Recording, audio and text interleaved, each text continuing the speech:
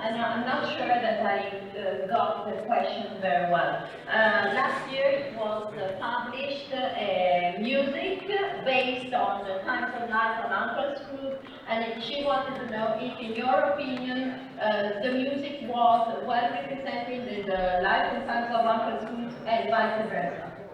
Okay, let me, this takes a few minutes to explain, but... Ci vogliono un po' di minuti per spiegare questa cosa.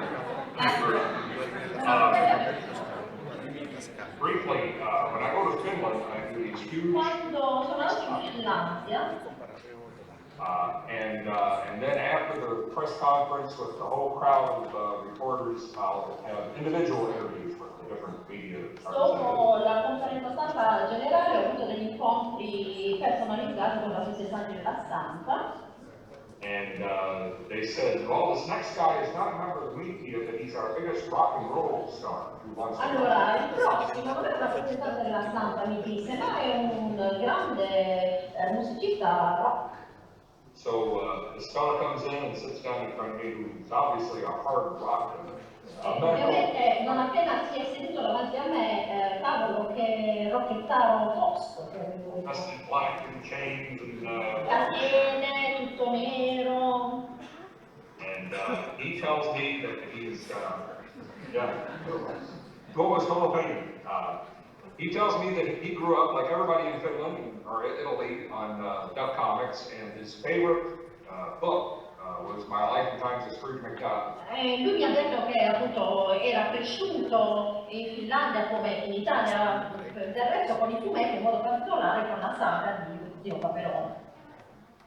And he said he was going to write like a musical soundtrack for that entire... Stava scrivendo appunto una sorta di musica, di colonna sonora, ecco, per la saga.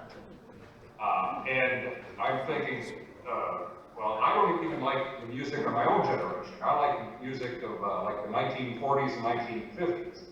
Allora, io non conosco la musica della mia generazione, sono un appassionato della musica degli anni 40-50. So I wasn't sure if I liked the idea, but I knew I'd never hear from him again. And I said goodbye. Ma io non ho avuto più sue notizie, ci siamo salutati, lo ringraziamo. And then about a year later, I got an email from him, and he said he finished writing the music, and he had a recording session scheduled with the London Symphony Orchestra. E poi un anno dopo mi arriva una mail che mi informava che lui aveva una sessione di registrazione con la London Symphony Orchestra, niente di meno. And I'm thinking, oh God. Mio Dio, allora l'hai fatto. I'm going to hear it, and I'm going to have to act like I like it.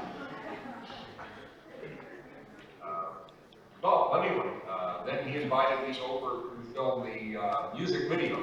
Quindi dovrò far finta che mi piaccia questa cosa e dovrò vedere anche il video.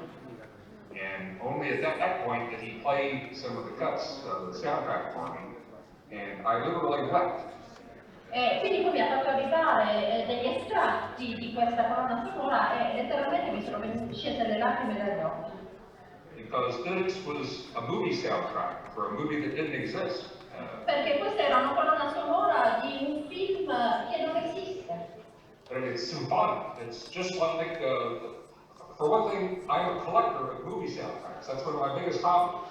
Uno dei miei più grandi hobby è collezionare colonne sonore cinematografiche.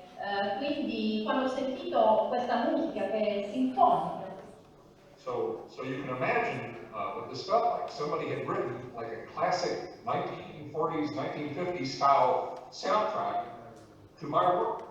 Immaginate che cosa ha potuto significare per me ascoltare questa colonna sonora incisa, costruita come se fosse una colonna sonora degli anni 40-50.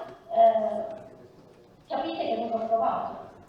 So I mean, to explain how much I like it, I think I'm more proud of that soundtrack, of that CD set than anything in the rest of my life, and yet I had nothing to do with it. E quindi per dire quanto io sia orgoglioso di questa cosa, di questo CD, di questa musica. Dico che mi piace a tal punto perché è una musica fatta su un'opera mia, diciamo, in cui però io non c'entro nulla.